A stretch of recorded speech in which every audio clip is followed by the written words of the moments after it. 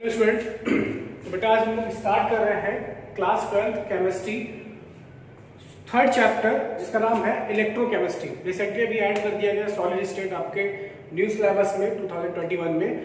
तो chemistry third chapter electrochemistry इसका नाम है। अब यहाँ पे देखिए इलेक्ट्रोकेमिस्ट्री काफी इंटरेस्टिंग चैप्टर है। यहाँ से क्वेश्चंस भी मतलब पर ईयर पूछे ही जाते हैं, कई क्वेश्चन इसमें से पूछे जाते हैं। काफी इंपॉर्टेंट चैप्टर है।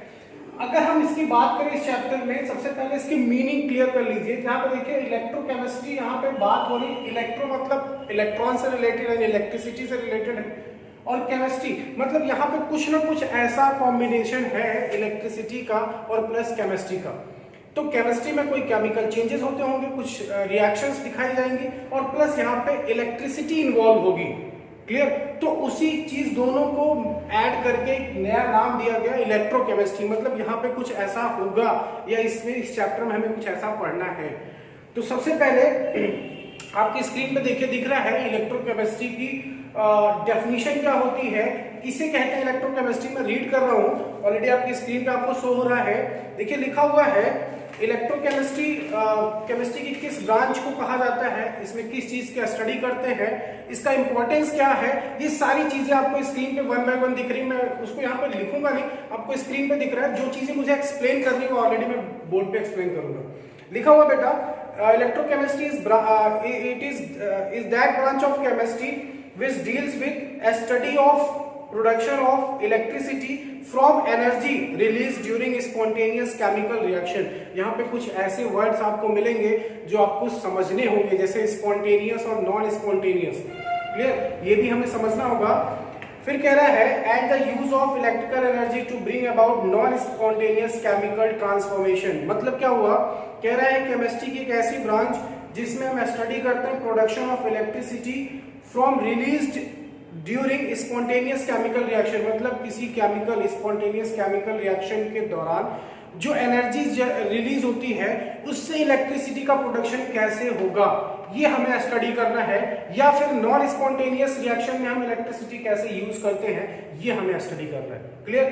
तो इलेक्ट्रोकेमिस्ट्री कहते किसे हैं, इस ब्रांच में किस चीज की स्टडी करते हैं, वो चीज हमें समझना है। ये तो थी बात इसकी डेफिनेशन की कि इलेक्ट्रोकेमिस्ट्री कहते किसे हैं। नीचे देखिए लिखा हुआ next point importance of electrochemistry. क्या इंपॉर्टेंस है इसका, इस चैप्टर में क्या क्या चीजें हम जान सकते हैं। तो बेटा पहले हमें बेसिक चीजें पढ़नी होगी।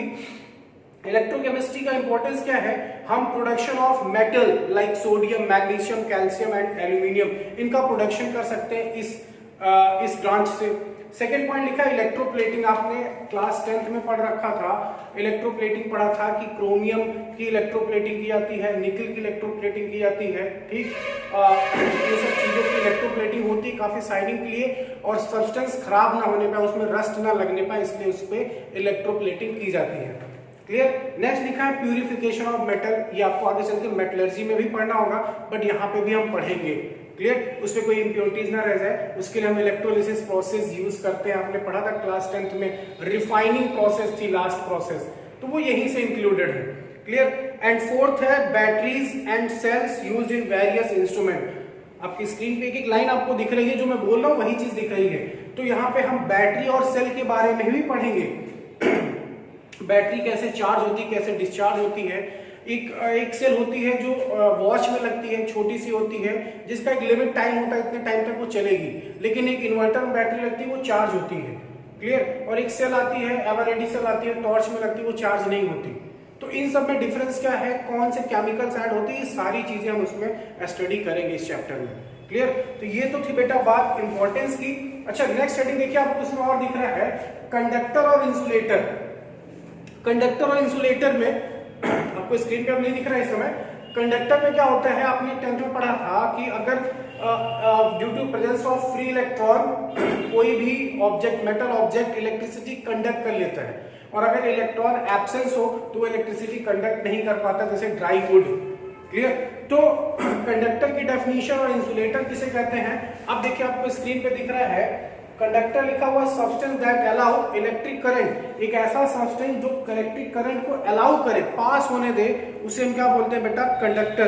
तो कंडक्टर में कई टाइप के कंडक्टर होते हैं। मेटालिक कंडक्टर होता है, इलेक्ट्रोलाइटिक कंडक्टर होता है।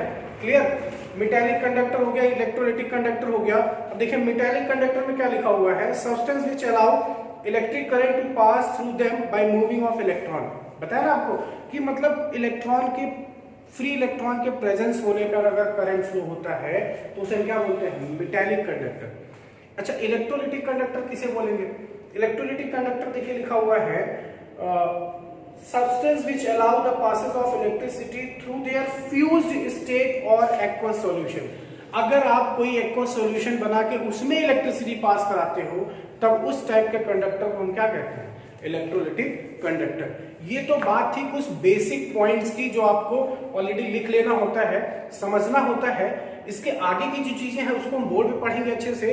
तो ये तो हो गई इलेक्ट्रोलाइटिक कंडक्टर। फिर उसके आगे देखिए लिखा है undergo chemical decomposition are called electrolytic conductor। Example लिखा है aqueous solution of acid, base and salt. Specially हम सॉल्ट का यूज करते हैं, एसिड का भी यूज करते हैं, बेस का भी यूज कर सकते हैं, क्योंकि acid are good conductor of electricity. इनके पास आयन होता है, ये टूटने पे डिसोसिएट होते हैं, पॉजिटिव और नेगेटिव आयन में टूट जाते हैं। क्लियर? आई होप ये सारे पॉइंट्स आपको क्लियर हो गए होंगे। चलिए अब हम नेक्स्ट हेडिंग पढ़ते हैं, जो हमारी मेन हेडिंग है। वो हेडिंग हमको पढ़ना है जिसका नाम है बेटा इलेक्ट्रोकेमिकल सेल।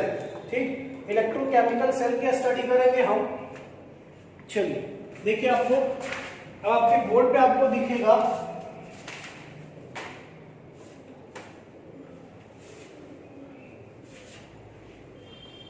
हम पढ़ेंगे बेटा इलेक्ट्रोकेमिकल सेल।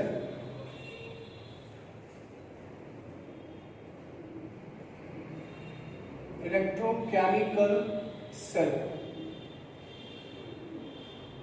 इलेक्ट्रोकेमिकल सेल क्या होता है? ये एक ऐसी डिवाइस है, एक ऐसी डिवाइस जो इंटर कन्वर्जन हो, किसका, केमिकल एनर्जी और इलेक्ट्रिकल एनर्जी का। मतलब इलेक्ट्रिकल एनर्जी को किसमें कर दे, केमिकल एनर्जी में, और केमिकल एनर्जी को किसमें कर दे, इलेक्ट्रिकल एनर्जी में। एक ऐसी डिवाइस जो कन्वर्ट कर दे इलेक्ट्रिकल एनर्जी को केमिकल एनर्जी में और केमिकल एनर्जी को इलेक्ट्रिकल एनर्जी में, उस सेल को हम कौन सी सेल बोलते हैं बेटा, इलेक्ट्रोकेमिकल सेल। लिखिए, it is a device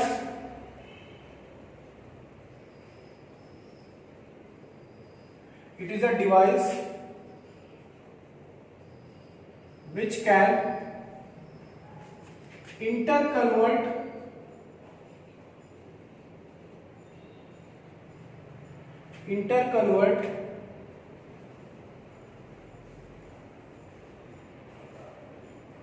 chemical energy and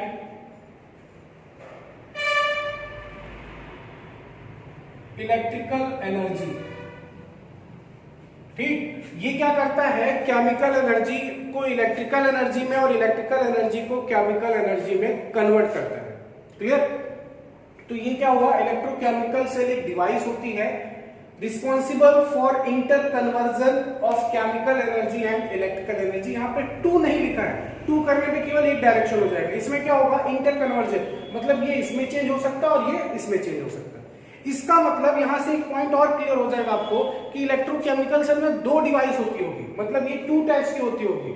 एक क्या करता होगा, केमिकल एनर्जी को चेंज करता होगा इलेक्ट्रिकल में, और दूसरा क्या करता होगा, इलेक्ट्रिकल को चेंज करता होगा केमिकल एनर्जी में। क्लियर? तो हमें इसको पहले क्लियर करना है। तो चलिए इसको रफ करते हैं, इसको पॉज करके बेटा आप नोट कर लीजिएगा। अब हम पढ़ते हैं कि इलेक्ट्रोकेमिकल सेल के टाइप कौन से होते हैं। क्लियर? इलेक्ट्रोकेमिकल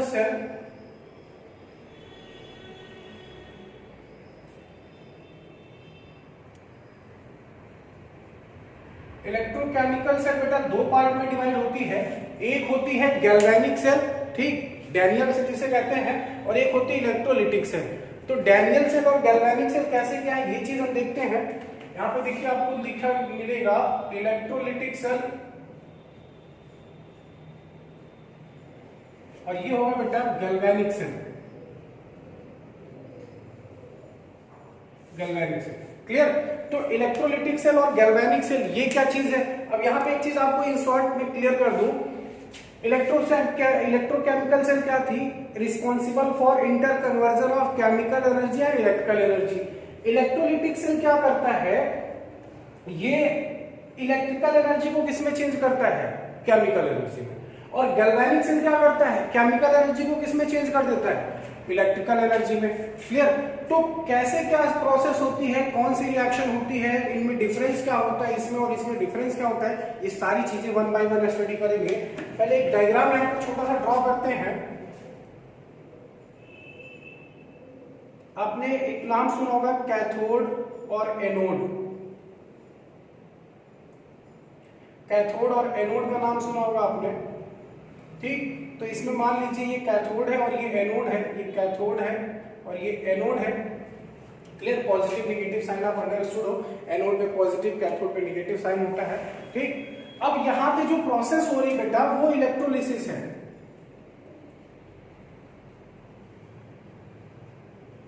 अब एक चीज सोच के देखिए, मान लीजिए सपोज करिए यहाँ पे कोई सब्सटेंस रखा हुआ है, कोई सॉल्ट मटेरियल या कोई कंपोनेंट रखा हुआ है। अब उसको क्या करना है, जैसे मान लीजिए यहाँ पे NaCl है, NaCl को क्या करना है, डिसोसिएट करना है। तो जब आप यहाँ से करंट दोगे तभी तो ये टूटेगा। क्या यहाँ से अगर हम करंट ना दे तो क्या डिसोसिएट हो जाएगा, नहीं होगा। इसका मतलब जब आपने यहाँ से करंट दिया तो कौन सी एनर्जी दी होगी आपने, यहाँ पे आपने बैटरी लगा रखी है, उस बैटरी के हेल्प से आपने कौन सी एनर्जी दिया, इलेक्ट्रिकल एनर्जी। वो क्या किया, इलेक्ट्रिकल एनर्जी किसमें कन्वर्ट हुआ, यहाँ पे जो केमिकल सब्सटेंस था उसको डिसोसिएट कर दिया, दो कंपोनेंट्स में पॉजिटिव और नेगेटिव में तोड़ दिया उसने, तो वो किसमें चेंज हो गया, केमिकल एनर्जी में। मतलब इलेक्ट्रोलिटिक सेल क्या करती है, किसको चेंज करती है बेटा, इलेक्ट्रिकल एनर्जी को किसमें चेंज कर देती है, केमिकल एनर्जी में। और आपको पता है ये आपके कंट्रोल में होगा, अगर हम जब चाहें तो स्विच ऑन करें, जब चाहें स्विच ऑफ करें। क्लियर। तो यहाँ पे जो प्रोसेस होगी वो स्पॉन्टेनियस होगी या नॉन स्पॉन्टेनियस, वो भी अभी आपको क्लियर हो जाएगा। अच्छा, एक चीज तो यहाँ क्लियर हो गई। दूसरी चीज, गैल्वेनिक सेल जो है, गैल्वेनिक सेल में क्या होगा, केमिकल एनर्जी चेंज होगी इलेक्ट्रिकल एनर्जी में। तो पहले मैं कुछ पॉइंट्स लिख देता हूँ, फिर वन बाय वन और सारे पॉइंट्स एक्सप्लेन करता हूँ। देखिए यहाँ पे पहला पॉइंट होगा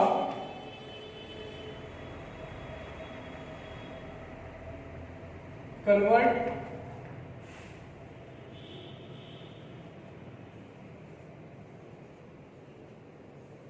chemical energy into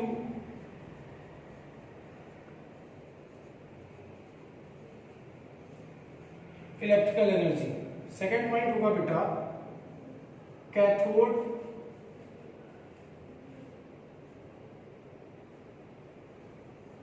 positive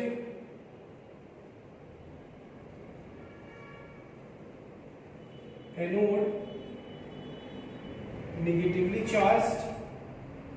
next point होगा the energy generated by spontaneous reaction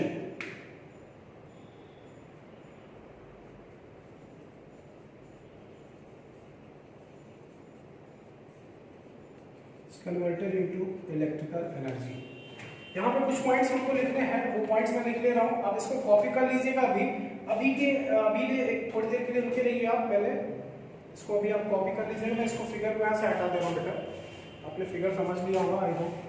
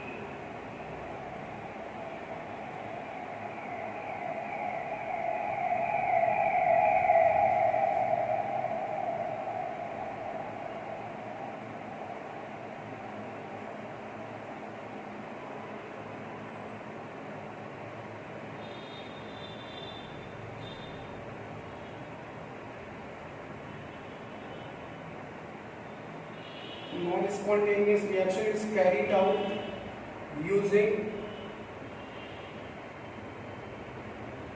electrical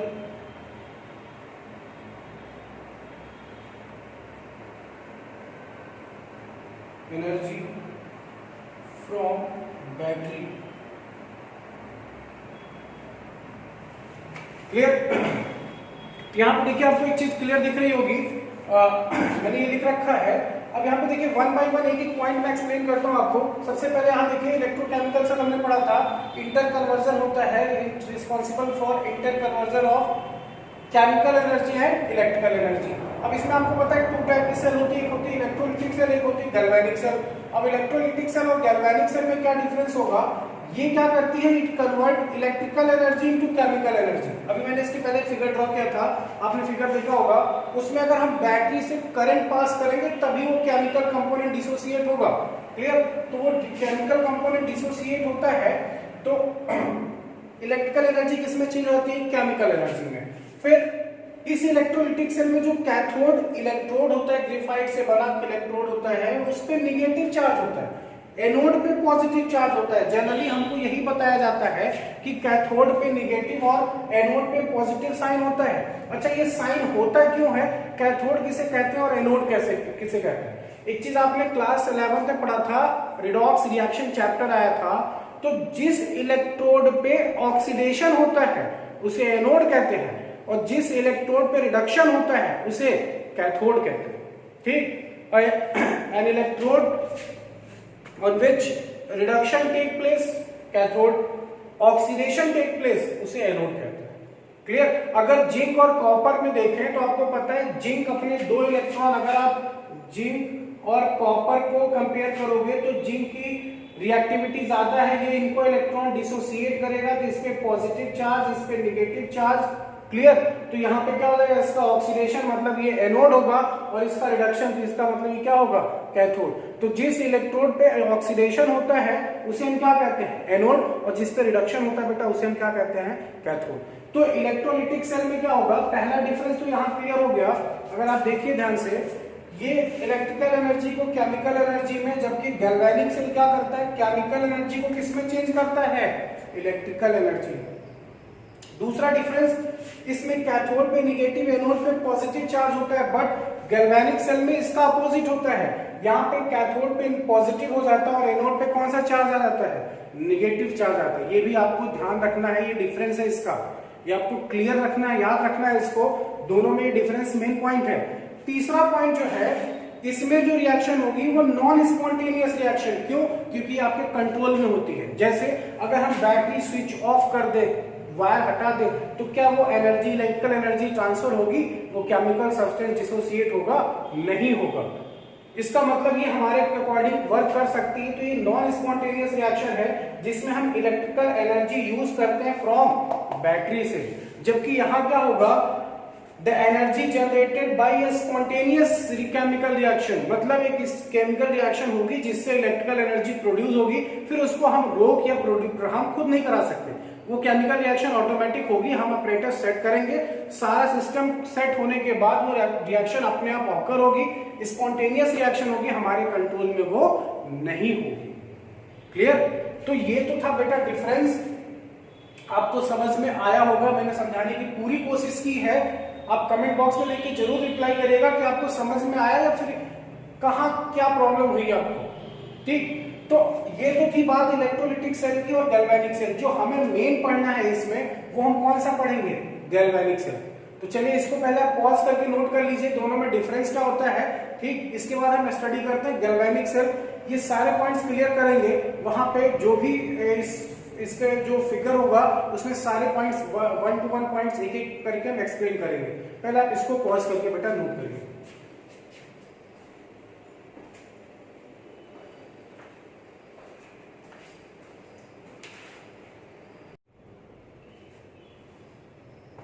okay student,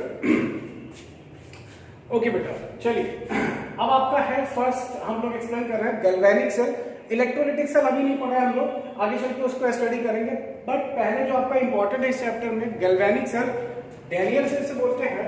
ये देखिए आपको सामने एक फिगर दिख रहा है, सेम यही फिगर आपके एनसीईआरटी बुक में बना हुआ है। अभी के लिए आपको देखिए स्क्रीन पे वो फिगर आपको दिख रहा होगा जो एनसीईआरटी बुक में दे रखा है, ठीक। दो उसमें दोनों साइड इलेक्ट्रोड लगे, एक साइड जिंक इलेक्ट्रोड है, एक साइड कॉपर इलेक्ट्रोड। अगर आपको दिख रहा है स्क्रीन पे क्लियर, मैंने वही एनसीईआरटी का फिगर ही उस पे देखिए आपको स्क्रीन पे दिख रहा है। जिंक इलेक्ट्रोड जिसमें है उसमें ZnSO4 यानी जिंक सल्फेट सॉल्यूशन है इलेक्ट्रोलाइट। ध्यान रखिएगा जिस कंपोनेंट का इलेक्ट्रोड होता है उसी का इलेक्ट्रोलाइटिक सॉल्यूशन उसमें होना चाहिए आपको सॉल्यूशन, क्लियर। यहाँ पे उसमें देखिए स्क्रीन पे आपको दिख रहा है कॉपर इलेक्ट्रोड है तो CuSO4 सॉल्यूशन है, क्लियर। चलिए अब जरा स्क्रीन पे इस पे देखिए, बोर्ड पे फोकस करिए। आपको देखो लेफ्ट साइड, ये मेरा लेफ्ट हैंड है, ये मेरा राइट हैंड है बेटा, ठीक। लेफ्ट साइड जो होता है वो आपका एनोड रखा जाता है और जो राइट साइड होता है वो आपका क्या रखा जाता है, कैथोड। हमें यहाँ पे क्या डिफरेंस देखना था कि कैथोड और एनोड पे चार्जेस का डिफरेंस हुआ था। इलेक्ट्रोलिटिक सेल में हमको ये बताया गया था कि एनोड पे पॉजिटिव होता है, कैथोड पे निगेटिव होता है, लेकिन यहाँ पे अपोजिट है, एनोड पे निगेटिव आ जाता है, कैथोड पे पॉजिटिव। बट कैसे, वो भी अभी हम डिस्कस करेंगे। पहले आप देखिए यहाँ पे बीकर लिया गया, उसमें एक इलेक्ट्रोलाइटिक सॉल्यूशन रखा गया जिसका नाम है ZnSO4 जिंक सल्फेट। यहाँ पे एक रखा गया है जिसे हम कहते हैं CuSO4 कॉपर सल्फेट सॉल्यूशन। इसमें एक जिंक की इलेक्ट्रोड है, इसमें कॉपर इलेक्ट्रोड है, ठीक। इसको हमने क्या किया, एक पर्टिकुलर वोल्टमीटर अमीटर से जोड़ दिया, कनेक्ट कर दिया है। अब इसमें सॉल्यूशन जिंक रॉड है, जिंक ZnSO4 सॉल्यूशन है। अब ये एनोड और ये कैथोड कैसे हमने डिटरमाइन किया, मैंने आपको एक चीज बताया था कि एनोड और कैथोड कहते किसे हैं, where oxidation take place called anode, where reduction take place called cathode. अब आपको पता है जिंक और कॉपर में ज्यादा रिएक्टिविटी किसकी होती है, जिंक की। इसका मतलब जिंक अपने इलेक्ट्रॉन क्या करेगा, डोनेट करेगा। जिंक अपने इलेक्ट्रॉन डोनेट करेगा, सॉलिड से कौन से स्टेट में आ जाएगा, एक्वस। तो अपने 2 इलेक्ट्रॉन डोनेट करेगा। यहाँ पे कॉपर किस फॉर्म में होगा, एक्वस फॉर्म में। यही 2 इलेक्ट्रॉन कॉपर गेन करता है और किस स्टेट में आ जाता है, सॉलिड। तो जिंक ने अपना इलेक्ट्रॉन लॉस किया, इसने गेन किया। तो जिंक जब लॉस करेगा तो क्या होता है, ऑक्सीडेशन। आपने पढ़ा था loss of electron, oxidation, gain of electron, reduction. तो ये जब इलेक्ट्रॉन लॉस कर देता है तो इसका क्या हो गया, ऑक्सीडेशन। और ऑक्सीडेशन होगा तो क्या हो जाएगा, कौन सा इलेक्ट्रोड होगा, ये एनोड। अब आपको बताइए, पता है कॉपर यहाँ पे एक्वस फॉर्म में है, ये CuSO4 सॉल्यूशन था, Cu double plus SO4 double minus में टूटा हुआ था। ये Cu डबल प्लस 2 इलेक्ट्रॉन लेके जाके डिपॉजिट हो जाएगा सॉलिड फॉर्म में। तो आपको पता है ये इलेक्ट्रॉन गेन कर रहा है, और गेन ऑफ इलेक्ट्रॉन क्या होता है बेटा, रिडक्शन। और जहां पे रिडक्शन होता है उसे हम क्या बोलते हैं, कैथोड, क्लियर। तो मेरा कहने का सिंपल सा मतलब था कि जिस इलेक्ट्रोड पे ऑक्सीडेशन शो होता है उसे हम एनोड कहते हैं, जिसपे रिडक्शन शो होता है उसे हम कैथोड कहते हैं। ये तो बात थी एनोड और कैथोड की। बात आती है चार्जेस की। चार्जेस पे अगर आप जरा फोकस करिए, इधर जरा फोकस करिएगा आप। जब यहाँ पे जिंक इलेक्ट्रोड था, ये जिंक इलेक्ट्रोड क्या होता है, जब इसको आप कंप्लीटली ज्वाइन कर देते हो तो अभी ये कंप्लीट नहीं बना हुआ है, जब तक अभी हम इसका नाम नहीं लेंगे ये पूरा कंप्लीट नहीं होगा। अब क्या होगा, ये जिंक इलेक्ट्रोड जो था यहाँ से जिंक डिसोसिएट होगा, जिंक कन्वर्ट होगा। देखिए जिंक सॉलिड से चेंज होता है जिंक एक्वस में। ये S मतलब सॉलिड है, AQ मतलब एक्वस है, एक्वस मतलब उस पे चार्ज आ चुका है। अब वो एक्वस फॉर्म में तो नीचे आएगा एक्वस सॉल्यूशन की तरफ, और जो इलेक्ट्रॉन है वो इसी इलेक्ट्रोड पे डिपॉजिट होना शुरू हो जाता है। अब आप सोच के देखिए इलेक्ट्रॉन पे कौन सा चार्ज होता है, नेगेटिव। अगर इलेक्ट्रॉन पे नेगेटिव चार्ज है तो ये इलेक्ट्रॉन क्या होता है, इसी इलेक्ट्रोड के ऊपर डिपॉजिट होता है। अब इस इलेक्ट्रोड पे किस चार्ज का कंसंट्रेशन बढ़ जाएगा, नेगेटिव का। तो एनोड पे चार्ज कौन सा आ जाएगा बेटा, नेगेटिव, क्लियर। आई होप आपको समझ में आ गया होगा कि जब यहां से जिंक डिसोसिएट होता है, जिंक अपने 2 इलेक्ट्रॉन लॉस करता है, जिंक सॉलिड से एक्वस कंडीशन में आता है, तो ये 2 इलेक्ट्रॉन इस इलेक्ट्रोड पे डिपॉजिट होते हैं। तो उस इलेक्ट्रॉन के डिपोजिशन से जो इस पे चार्जेस जनरेट होते हैं वो कौन सा जनरेट हो जाता है, नेगेटिव। तो यहाँ कौन सा हो रहा होगा, पॉजिटिव। तो कॉपर इलेक्ट्रोड पे पॉजिटिव आ जाता है और यहाँ पे नेगेटिव। तो एनोड पे कौन सा चार्ज आ गया, नेगेटिव। कैथोड पे कौन सा आ जाता है, पॉजिटिव। अभी पूरा कंप्लीट डायग्राम नहीं है क्योंकि दोनों जो बीकर थे जिसमें एक्वा सॉल्यूशन था वो दोनों कनेक्ट नहीं थे। उसके लिए हमने क्या किया, एक अलग से यू शेप की ट्यूब ले लिया। उस यू शेप की ट्यूब को हम बोलते हैं बेटा सॉल्ट ब्रिज। यहाँ पे ये इंपॉर्टेंट, बहुत ज्यादा इंपॉर्टेंट है कि सॉल्ट ब्रिज किसे कहते हैं, इसका फंक्शन क्या होता है, इसमें कौन से केमिकल्स होते हैं, ये सारी चीजें हम एक्सप्लेन करेंगे। क्लियर। तो ये सॉल्ट ब्रिज एक यू शेप की ट्यूब होती है जिसका एक पोर्शन इस वाले बीकर में होगा और दूसरा पोर्शन दूसरे वाले बीकर में। अब ये पूरी तरह से सर्किट कंप्लीट हो चुकी है, क्लियर। अब यहाँ पे क्या होगा, इस सॉल्ट ब्रिज में क्या होता है, इनर्ट इलेक्ट्रोलाइट, ऐसे इलेक्ट्रोलाइट होंगे जो डिसोसिएट तो होंगे, जैसे KCl, NH4Cl, ammonium chloride, potassium chloride, K2SO4, potassium sulphate, KNO3, potassium nitrate, ये डिसोसिएट होंगे, K plus NO3 minus, NH4 plus Cl minus, K plus Cl minus, K plus SO4 double minus, ये dissociate होंगे। लेकिन आपको पता है ये inert electrolyte है, इस रिएक्शन में पार्टिसिपेट नहीं करेंगे। तो इनका पर्पस क्या था, पर्पस ये होता है, सपोज करिए यहां से इलेक्ट्रॉन ट्रांसफर होगा तो आपको पता है करंट इसके अपोजिट फ्लो होता है, ये आपने फिजिक्स में पढ़ रखा है, ठीक। इसीलिए आप लोग मैंने बताया ना, यहाँ पे इलेक्ट्रिसिटी की बात हो रही है और केमिस्ट्री में इन्वॉल्व है, इसलिए चैप्टर का नाम ही क्या था, इलेक्ट्रोकेमिस्ट्री। चलिए अब क्या होगा, ये इलेक्ट्रॉन यहां से ट्रांसफर होगा। अब मान लीजिए इलेक्ट्रॉन वहां पे गेन करने की कैपेसिटी उतनी स्पीड अप नहीं है, यहां से स्पीड अप बढ़ाई जा रही है, तो इलेक्ट्रॉन का डिपोजिशन यहाँ ज्यादा होना शुरू हो जाएगा, मतलब यहाँ पे निगेटिव चार्ज का कॉन्सेंट्रेशन क्या हो जाएगा, ज्यादा। अब निगेटिव इधर ज्यादा हो जाएगा, उधर बैलेंस नहीं होगा, और जो बैलेंस नहीं होगा तो ये सेटअप काम नहीं करेगा। तो उस चीज को बैलेंस करने के लिए जो यहाँ पे KCl रखा गया है ये टूट जाता है बेटा, K प्लस और Cl माइनस में। अगर यहाँ निगेटिव चार्ज ज्यादा हो जाता है तो K प्लस को इधर ट्रांसफर किया जाता है एक्सेस चार्ज को बैलेंस करने के लिए, क्लियर। और Cl माइनस को इधर की तरफ, क्योंकि इधर पॉजिटिव चार्ज एक्सेस में होगा, उसको बैलेंस करने के लिए इधर मेंटेन कर दिया जाता है।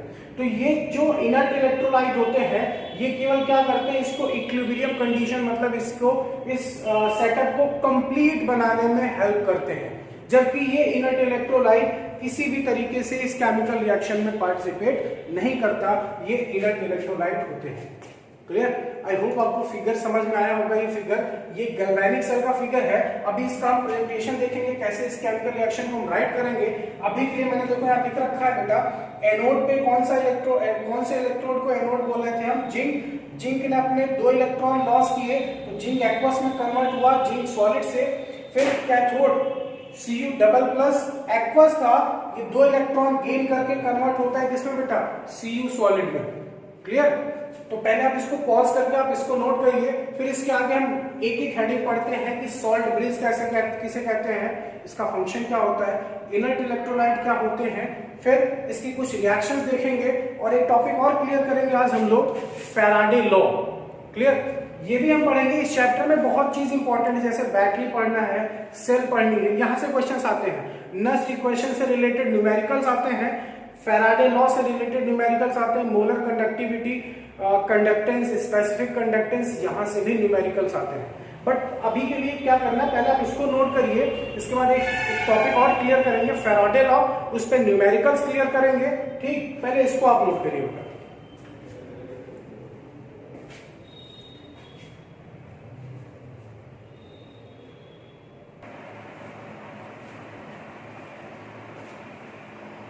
ओके बेटा, देखिए, ओके बेटा देखिए, अब आपको यहां पे दिख रहा है salt bridge, function of salt bridge और इनर्ट इलेक्ट्रोलाइट। क्या होता है सॉल्ट ब्रिज, मैंने आपको बताया था, फिगर में आपने देखा था, एक यू शेप की ट्यूब होती है जो दोनों कंपार्टमेंट्स को कनेक्ट करती है।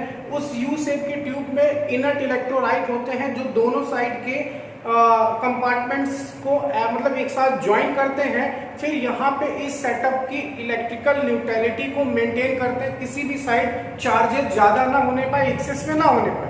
देखिए क्या लिखा हुआ है सॉल्ट ब्रिज में, it is a U shape tube, it is a U shape tube which contain N inert electrolyte. यहाँ पे देखिए मैंने यू शेप का बना रखा है, इस यू शेप ट्यूब में इस पॉइंट पे कॉटन होता है, ये एगर एगर एक केमिकल होता है उससे बना होता है। ये कह रहा है inert electrolyte in the form of a gel type mixture like agar agar. तो सॉल्ट ब्रिज एक यू शेप की ट्यूब होती है, in the form of gel type mixture, agar agar उससे बना होता है।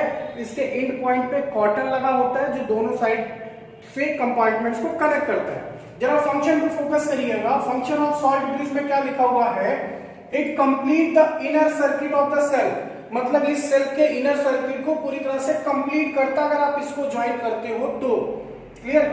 नेक्स्ट पॉइंट लिखा है it maintain electrical neutrality in both compartments, क्योंकि ये दोनों कंपार्टमेंट में कनेक्ट होता है तो वहां की इलेक्ट्रिकल न्यूट्रलिटी को मेंटेन करता है, मतलब दोनों साइड चार्जेस को इक्वल रखता है। Third, it prevent the electrolytic solution from mixing, दोनों इलेक्ट्रोलिटिक सॉल्यूशन को मिक्स होने नहीं देता है। फिर यू शेप की ट्यूब में क्या मिला होता है बेटा, अंदर क्या फिल होता है, इनर्ट इलेक्ट्रोलाइट। इनर्ट इलेक्ट्रोलाइट जो किसी से रिएक्शन ना करे, रिएक्शन में पार्टिसिपेट ना करे। पहला पॉइंट लिखा है does not participate in the cell reaction, ये सेल रिएक्शन में पार्टिसिपेट नहीं करता। सेकंड है for an electrolyte to be used in salt bridge, जो इलेक्ट्रोलाइट सॉल्ट ब्रिज में यूज किया जाता है, the speed of its cation and anion should be same, दोनों की स्पीड क्या होती है, सेम होती है। जितनी तेज से K पॉजिटिव एक तरफ जाएगा उतनी तेज से Cl माइनस दूसरी तरफ जाएगा। Example NH4Cl KCl KNO3। I hope आपको जहां तक समझ में आ गया होगा क्लियर। कमेंट बॉक्स में लिख के जरूर बताइएगा कैसा, मतलब आपको कहां प्रॉब्लम हो रही है या नहीं हो रही है, समझ में आया या नहीं आया, ये चीज जरूर बेटा लिख के इन्फॉर्म जरूर करिएगा बेटा। क्लियर, पहले आप इसको पॉज करके नोट करिए। इसके आगे हम इसके कुछ रिएक्शंस पढ़ते हैं कि कैसे हम बैलेंस करेंगे उसको, कैसे हम नेट रिएक्शन फाइंड करेंगे। ठीक, अगर मान लीजिए आपको इलेक्ट्रोड गैस का दे दिया जाए तो आप क्या करोगे, कौन सा एलिमेंट यूज करोगे। ठीक, क्योंकि गैस का इलेक्ट्रोड तो हो नहीं सकता, लिक्विड का इलेक्ट्रोड तो हो नहीं सकता, इलेक्ट्रोड हमेशा किसका होना चाहिए, सॉलिड का। तो वहां पे हम प्लैटिनम यूज करते हैं, तो कैसे हम उसको रिप्रेजेंट करेंगे, कैसे लिखेंगे, वो सारी चीजें हम फोकस करेंगे। पहले आप इसको पॉज करके नोट कर लीजिए बेटा।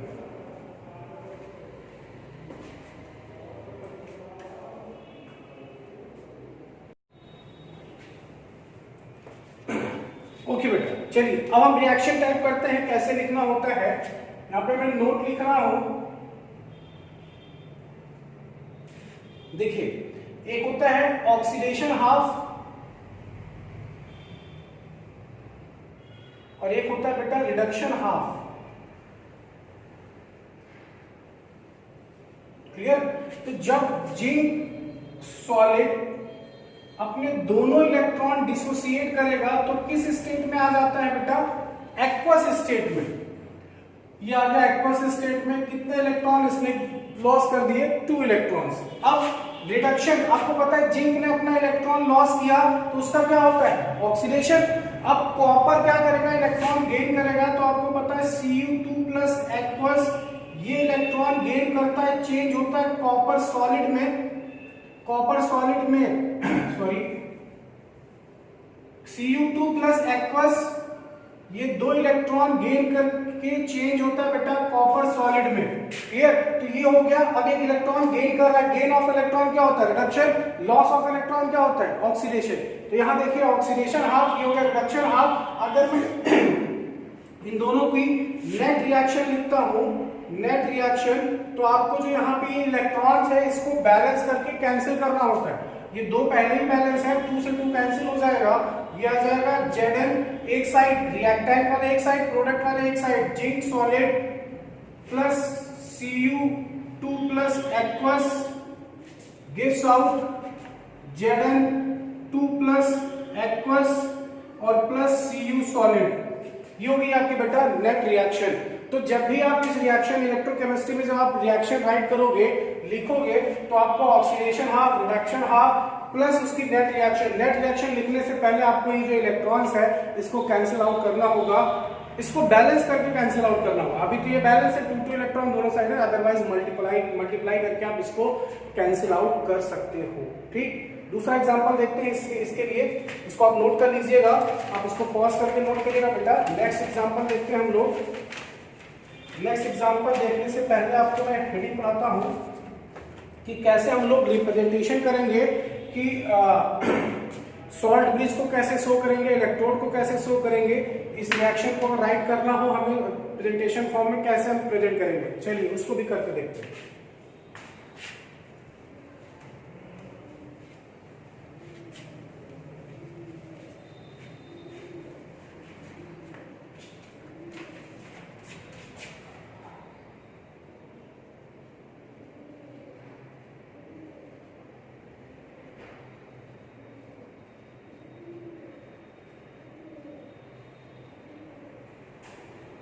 Representation of galvanic cell, हम गैल्वेनिक सेल को कैसे रिपेयर करेंगे वो चीज हमें कंफर्म करना है।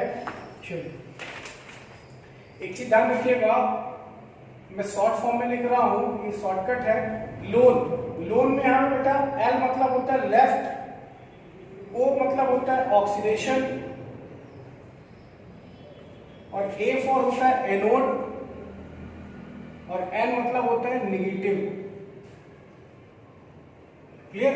तो आपने देखा था जब हमने फिगर ड्रॉ किया था तो जिंक किस साइड था, लेफ्ट साइड था ना, और जिंक लेफ्ट साइड था, जिंक पे ऑक्सीडेशन हो रहा था, जिंक को क्या कहा गया था, एनोड, और एनोड पे कौन सा चार्ज होता है, नेगेटिव। मतलब हमेशा लेफ्ट साइड पे एनोड होगा, और आपको पता है एनोड होगा तो क्या होगा, उसका ऑक्सीडेशन होता है, तभी से उसे एनोड कहते हैं। तो लेफ्ट साइड पे जो भी इलेक्ट्रोड होगा उसका ऑक्सीडेशन होगा, उसे एनोड कहेंगे, और उस पे कौन सा चार्ज होगा, negative. But only in case of galvanic cell, not in case of electrolytic cell। तो ये एक शॉर्टकट है, इसको याद रखिएगा, लोन का ये एक शॉर्टकट बना दिया गया है। चलिए अब इसको रिएक्शन को लिखते हैं, कैसे लिखेंगे, जैसे मान लीजिए आपके पास एक रिएक्शन दी हुई है,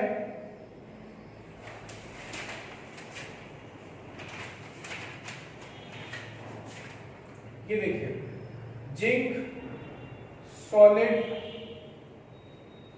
Zn2 प्लस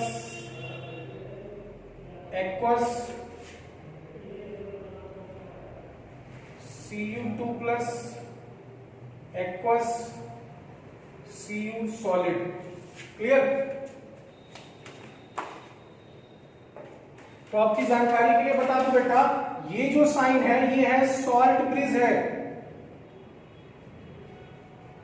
ठीक। ये जो डबल लाइन आपको दिख रही है सॉल्ट ब्रिज का साइन है, यहाँ पे जिंक सॉलिड चेंज हो रहा है Zn2 प्लस में, और Cu2 प्लस चेंज हो रहा है Cu सॉलिड में। यहाँ पर इसका अमाउंट लिखा आता है, मोल अमाउंट लिखा आता है, जो भी आपको दिया जाएगा क्वेश्चन सॉल्व करते समय यहाँ आप इसको राइट करोगे।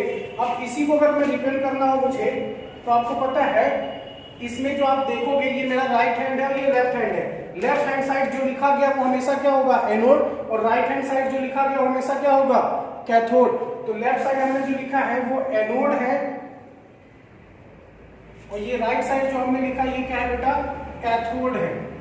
तो जब इसका रिप्रेजेंटेशन करोगे, जिंक किसमें चेंज हुआ, तो आप क्या लिखोगे, जिंक कैसे चेंज हुआ होगा वो सारी चीजें आप क्लियर कर सकते हैं।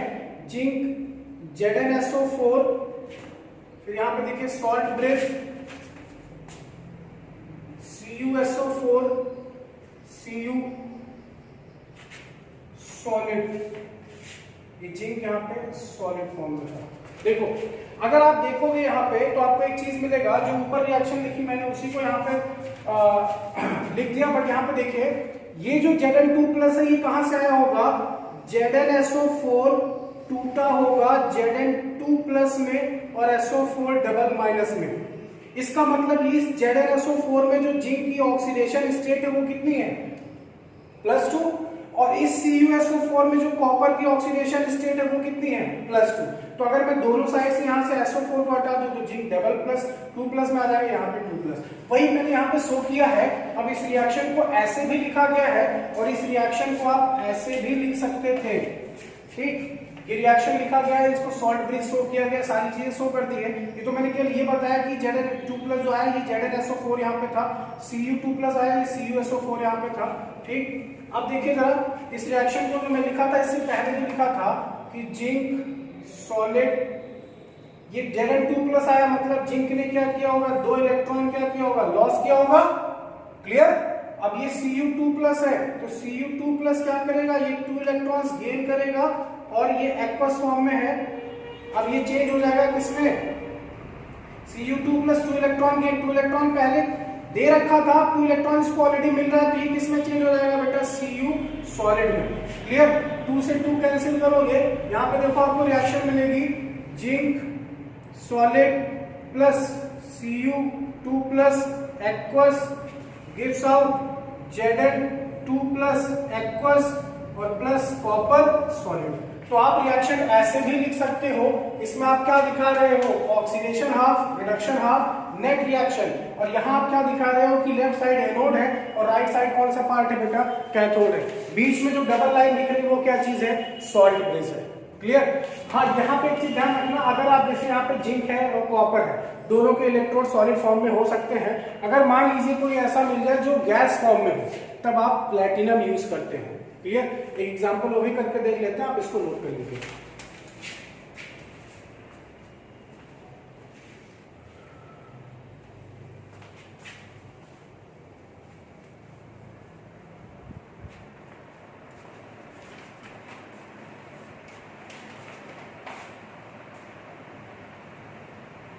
If gas are present, अगर मान लीजिए गैस इलेक्ट्रोड हो तो क्या करेंगे? तो आपको पता है बेटा यहाँ पे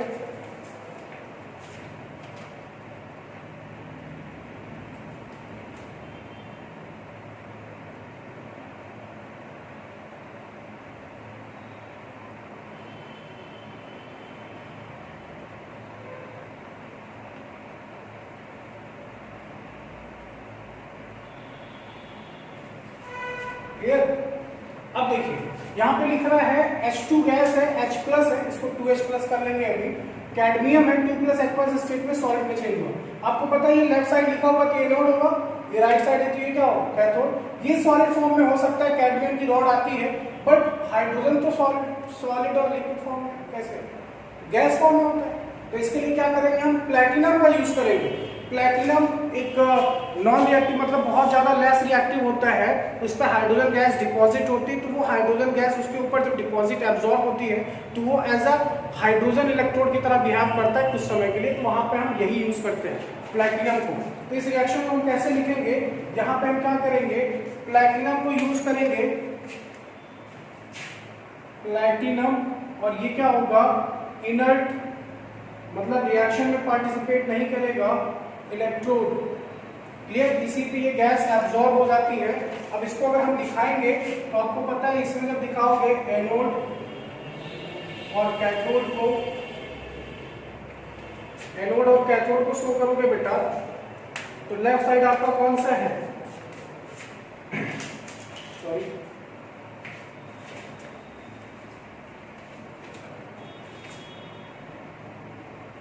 H2 गैस फॉर्म में है। आपको पता है H2 यहाँ पे, इस पे चार्ज क्या होगा? 0। अब ये क्या करेगा? अपना इलेक्ट्रॉन लॉस करेगा, तो लॉस करेगा तो कौन से स्टेट में आ जाएगा? 2H plus. भाई एक हाइड्रोजन एक इलेक्ट्रॉन लॉस करेगा, दो हाइड्रोजन दो इलेक्ट्रॉन देंगे तो 2H प्लस। कैडमियम में क्या होगा? ये कौन से स्टेट में आ जाएगा? एक्वस। यहाँ पे क्या होगा? कैडमियम किस फॉर्म में था? 2 प्लस, एक्वस स्टेट में था। अब ये दो इलेक्ट्रॉन गेन करके कौन से स्टेट में चेंज हो जाएगा? सॉलिड। दोनों इलेक्ट्रॉन कैंसिल आउट करोगे, आप इसकी नेट रिएक्शन लिख सकते हो।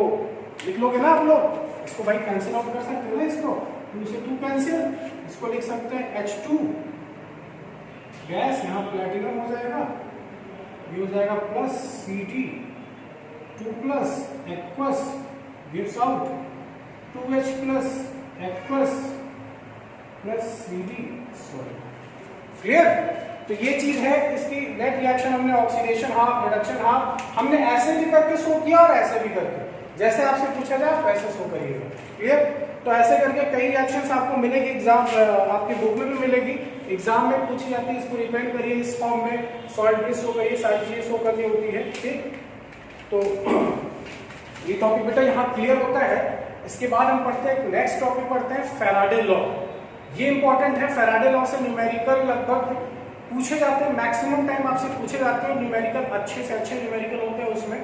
ठीक, तो इसको आप यहाँ तक अच्छे से नोट कर लीजिए, समझ लीजिए। कहीं कोई दिक्कत होती है आप कमेंट बॉक्स में लिख के जरूर बताइएगा। अब नेक्स्ट टॉपिक हम लोग पढ़ते हैं बेटा फैराडे लॉ। क्लियर। चलिए नेक्स्ट हेडिंग लिखिए फैराडे लॉ।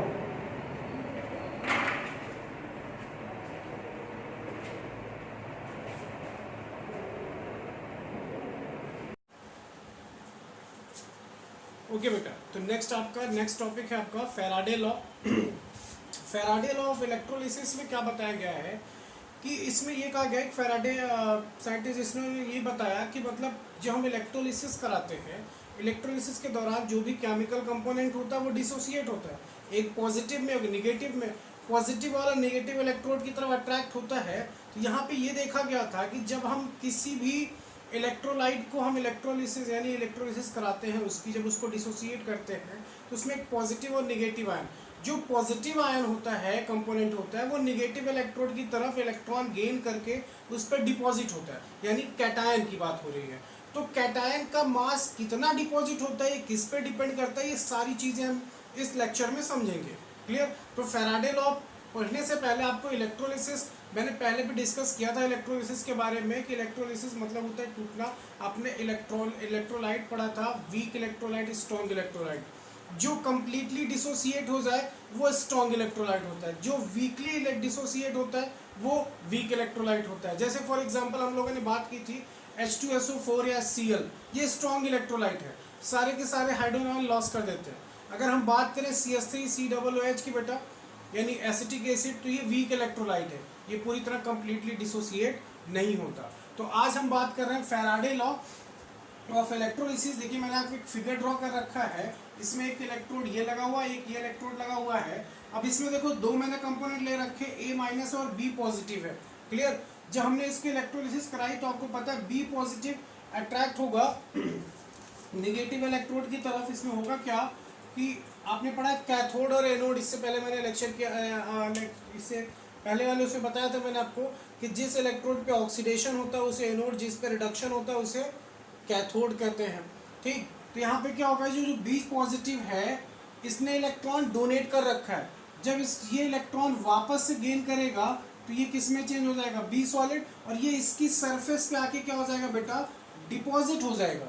क्लियर। तो ये जो आपने देखा कि ये जो B पॉजिटिव है ये इलेक्ट्रॉन गेन करके इस इलेक्ट्रोड की सरफेस पे डिपॉजिट होता है। कितना मास डिपॉजिट होता है ये किसने बताया था, किस बेसिस पे डिपॉजिट होगा, किस पे डिपेंड करता है, वो किसने बताया था, फैराडे नाम के साइंटिस्ट से उन्होंने बताया था। क्लियर। अब अगर हम देखें फैराडे ने जो लॉ दिया था उसमें दो लॉ था, फर्स्ट लॉ और सेकंड लॉ। फर्स्ट लॉ क्या है, सेकंड लॉ क्या है, वो सारी चीज देखेंगे, पहले इसको समझ लीजिए आप। फर्स्ट लॉ के अकॉर्डिंग अगर हम चले तो आपको पता है इन्होंने कहा था मास ऑफ कैटायन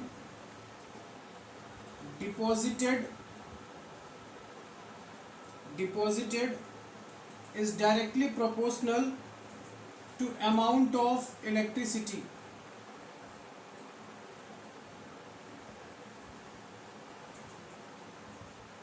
मतलब अगर आप अमाउंट ऑफ इलेक्ट्रिसिटी जितनी ज़्यादा बढ़ाओगे उतना ज़्यादा कैटायन का मास डिपॉजिट होगा उस इलेक्ट्रोड पे। क्लियर। तो अगर हम इसको इक्वेशन में मतलब शो करें तो कैसे शो करेंगे, पहले एक चीज़ समझ लीजिएगा क्लियर। फैराडे ने जो लॉ दिया था वो इलेक्ट्रोलिसिस बेस्ड था, एक फिजिक्स में भी है बट यहाँ से थोड़ा अलग है वो। इन्होंने क्या किया, एक इलेक्ट्रोलाइट लिया, उस इलेक्ट्रोलाइट को मतलब उसकी इलेक्ट्रोलिसिस कराने के लिए उन्होंने रखा। जब उन्होंने इसको जैसे यहाँ से करंट पास किया ये डिसोसिएट हुआ, टूटा पॉजिटिव और निगेटिव में। तो पॉजिटिव वाला जो कंपोनेंट था वो निगेटिव इलेक्ट्रोड की तरफ इलेक्ट्रॉन गेन करके उसकी तरफ वो डिपॉजिट होता है, उसके इलेक्ट्रोड पे जाके डिपॉजिट होता है। क्लियर। तो यहाँ पे इन्होंने ऑब्जर्व क्या किया कि जो मास ऑफ कैटायन होता है वो टोटली डिपेंड होता है अमाउंट ऑफ इलेक्ट्रिसिटी पे। क्लियर। चलिए अगर हम मास ऑफ कैटायन को m से लिखते हैं बेटा तो m डायरेक्टली प्रोपोर्शनल किसके हो जाएगा, amount of electricity in the sense क्या होगा, इलेक्ट्रिक चार्ज। और चार्ज यानी क्या हो जाएगा, चार्ज की यूनिट क्या होती है, कूलॉम। कूलॉम को किससे लिखते हैं, q से। तो क्या हो जाएगा, m डायरेक्टली प्रोपोर्शनल टू क्या हो जाएगा बेटा, q। Clear. m directly proportional to q। जब इस डायरेक्टली प्रोपोर्शनलिटी साइन को यहाँ से हटाएंगे तो यहाँ पे एक कांस्टेंट आएगा, कांस्टेंट नहीं आएगा, यहाँ पे एक साइन आएगा, m is equal to Z into Q. ठीक, ये आ गया। अब आपको पता है Q यहाँ पे क्या है, इलेक्ट्रिक चार्ज है, और Z क्या है, ये इक्विवेलेंट मास है। इसे आप मोलर मास भी कह सकते हो, एटॉमिक मास भी कह सकते हो। अभी आगे चल के हम इसका यूज करेंगे, बट अभी के लिए आपको क्या समझना है कि मास ऑफ कैटायन मतलब m हो गया, is directly proportional to amount of electricity मतलब इलेक्ट्रिक चार्ज, यानी यूनिट क्या हो जाएगी, कूलॉम। हमें यहाँ पे यूनिट और दूसरी यूज करनी है, इलेक्ट्रिक चार्ज को यहाँ पे कूलॉम के रिस्पेक्ट में लेकर किसके रिस्पेक्ट में लिया गया, फैराडे के रिस्पेक्ट में हमें पढ़ना है। क्लियर। तो m इज इक्वल टू हो गया बेटा, m directly proportional to q। इस प्रोपोर्शनलिटी साइन को यहाँ से जब हटाएंगे तो m is equal to Z into Q. हम यहाँ पे q को किस रिस्पेक्ट में रख रहे हैं बेटा, फैराडे के टर्म्स में। क्लियर। हम यहाँ पे q को रख रहे हैं फैराडे के टर्म्स में। जेड क्या है, इक्विवेलेंट मास है। क्लियर। अब जरा यहाँ पे देखिए एक नोट पॉइंट आपको मिलेगा यहाँ पे कि अगर हम यहाँ पे Q को बताएं तो Q यहाँ पे क्या है, electric charge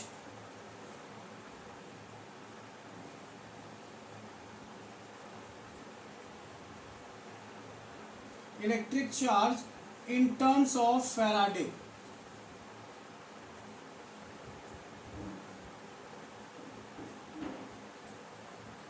in terms of Faraday. Clear. और बेटा 1 फैराडे इज इक्वल टू कितना होता है, 96,500। क्लियर। अगर आप बुक में देखोगे शायद 96,487 लिखा है, गलत नहीं है, ये भी सही है। एवरेज वैल्यू लेके कैलकुलेशन में थोड़ी आसानी होती है। ठीक। तो 1 Faraday is equal to 96,500 coulomb, ये इसकी वैल्यू दी गई है। अब हमें क्या करना है, इस इक्वेशन को थोड़ा आगे चल के और अच्छे से मतलब इसको डिराइव करना, ताकि जितने भी न्यूमेरिकल इस टॉपिक से रिलेटेड है सारे न्यूमेरिकल आपके सॉल्व होने चाहिए। तो पहले आप इसको नोट करिए, मैं इसको इरेज कर रहा हूँ यहाँ से, आप इसको नोट कर लिए। इसके नीचे कंटिन्यू आपको करना है, तो पहले आप इसको नोट करिए बेटा।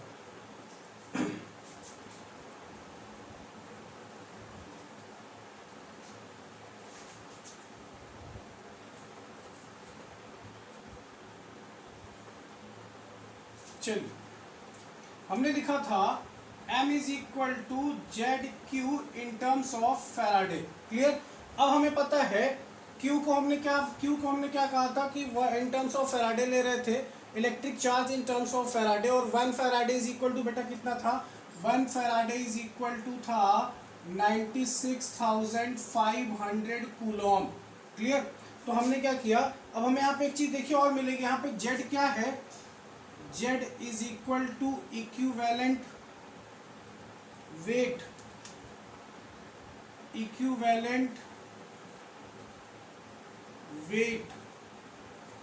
क्लियर। तो हम यहाँ पे क्या लिख सकते हैं, m इज इक्वल टू, जब इसको हम इन टर्म्स ऑफ, हमने किस रिस्पेक्ट में रखा है, फैराडे, जब इसको हम इन टर्म्स ऑफ क्या करेंगे, कूलॉम, तो क्या हो जाएगा, z upon 96,500 q in terms of क्या हो जाएगा बेटा, कूलॉम। तो क्वेश्चन आपको न्यूमेरिकल सॉल्व करने से पहले ये कंफर्म करना है कि वैल्यू किस टर्म्स में है, फैराडे अदरवाइज कूलॉम। कूलॉम के रिस्पेक्ट में है तो ये फॉर्मूला, फैराडे के रिस्पेक्ट में है तो ये फॉर्मूला बेटा। क्लियर।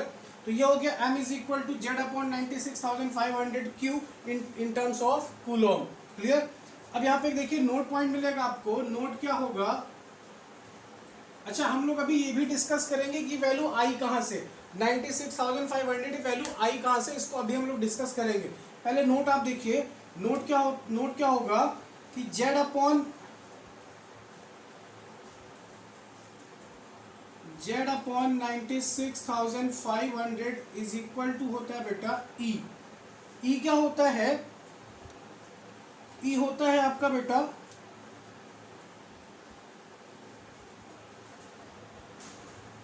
इक्विवेलेंट चार्ज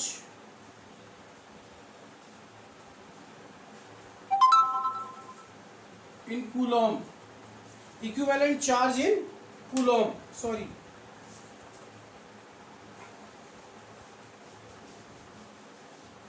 हम लोग यहाँ पे नोट पढ़ेंगे। अब नोट पॉइंट क्या होगा, नोट होगा m इज इक्वल टू, यहाँ पे आ जाएगा बेटा ई क्यू। अच्छा ई क्या है, यहाँ पे देखिए एक नया वर्ड आपको दिखेगा, ई क्या है, तो E इज इक्वल टू होता है बेटा Z upon 96,500। E stand for electrochemical equivalent,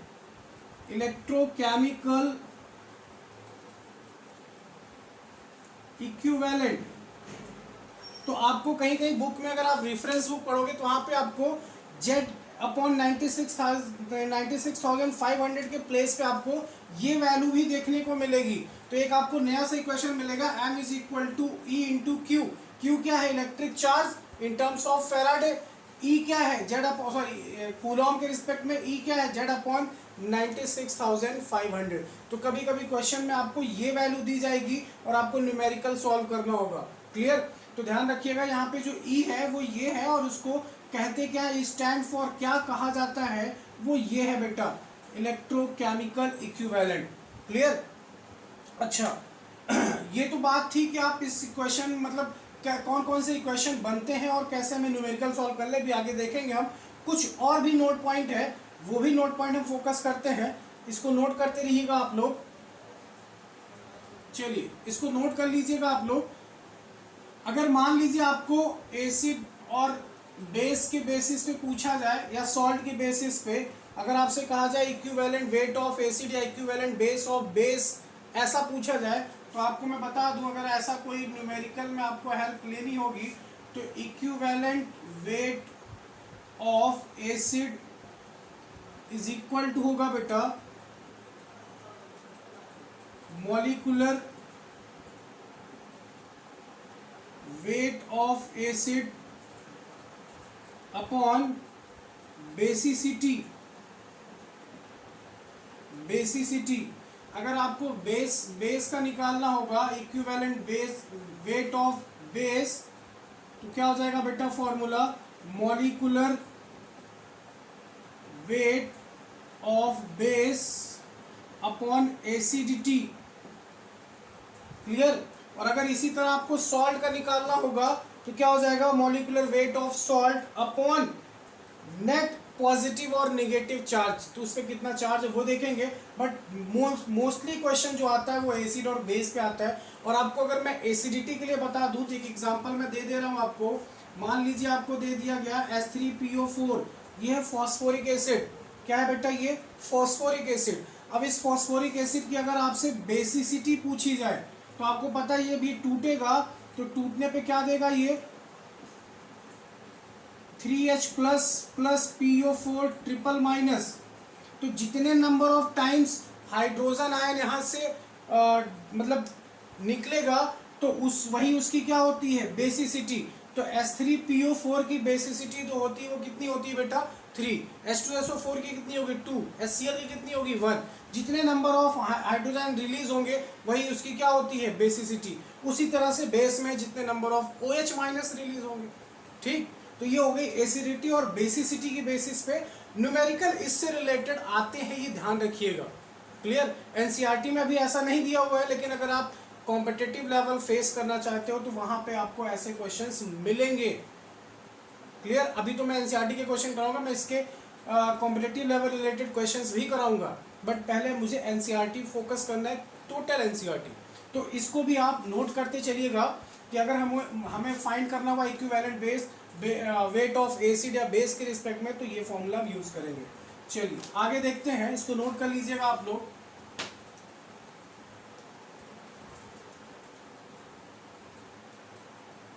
चलिए नेक्स्ट आपको मिलेगा बेटा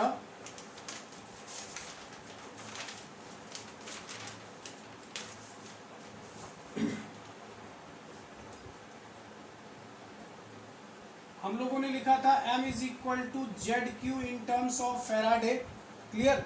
और हमने ये भी पढ़ा था कि जेड के प्लेस पे हम जेड अपॉन 96,500 कर सकते हैं जब हमें क्यू किस रिस्पेक्ट में चाहिए होगा, कूलॉम के रिस्पेक्ट में। तो हम ये भी रख सकते थे M is equal to E Q in terms of coulomb, ये भी कर सकते थे हम लोग, किया था अभी हम लोगों ने। चलिए ये कब कर सकते थे हम, जब ये हमारे पास कुछ इस तरह होता है 96,500 Q in terms of Faraday, sorry coulomb, in terms of coulomb. Clear? अब मान लीजिए let us Q is equal to 1 coulomb, Q is equal to 1 coulomb. मान लीजिए Q is equal to 1 coulomb है, तो बताइए M इज इक्वल टू क्या हो जाएगा, E होगा कि नहीं होगा। Then M is equal to क्या हो जाएगा बेटा, E। मतलब जो मास होगा कैटायन का वो इक्विवेलेंट वेट के क्या हो जाएगा, इक्वल। कब, जब हम चार्ज कितना सप्लाई करेंगे, 1 कूलॉम। क्लियर? तो ये कंडीशन है, कंडीशन से रिलेटेड ऐसा कोई आपसे नहीं पूछा जाएगा, बट इतना ध्यान रखना अगर 1 कूलॉम होगा तो ये दोनों एक दूसरे के क्या हो जाएंगे, equal. If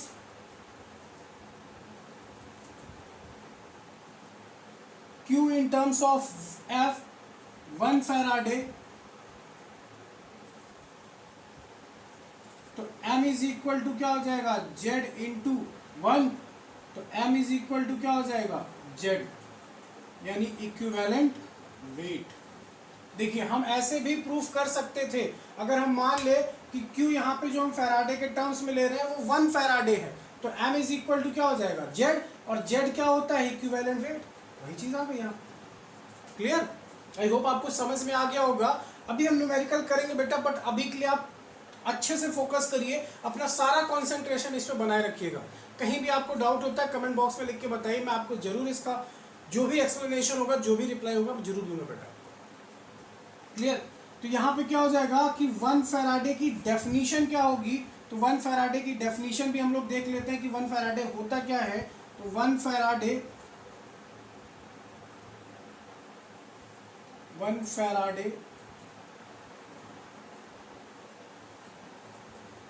is that amount of electricity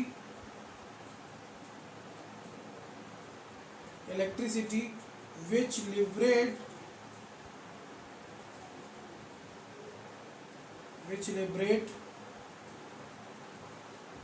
1 equivalent weight of cation at cathode।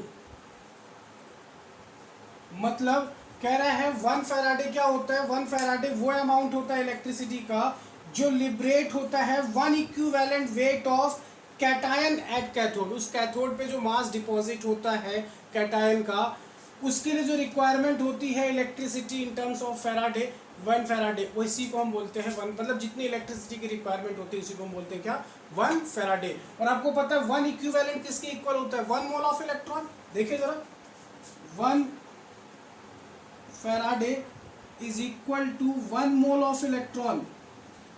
1 Faraday is equal to 1 mole of electron. मैं इसको यहाँ बेटा इरेज कर दे रहा हूं।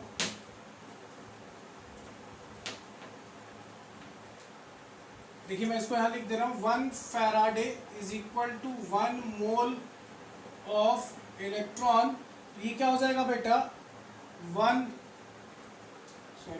1 equivalent weight is equal to 1 mole of electron.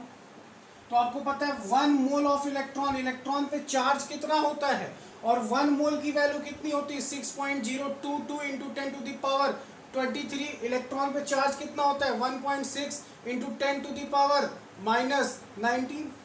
Clear? जरा इसको मल्टीप्लाई करके देखते हैं क्या होगा।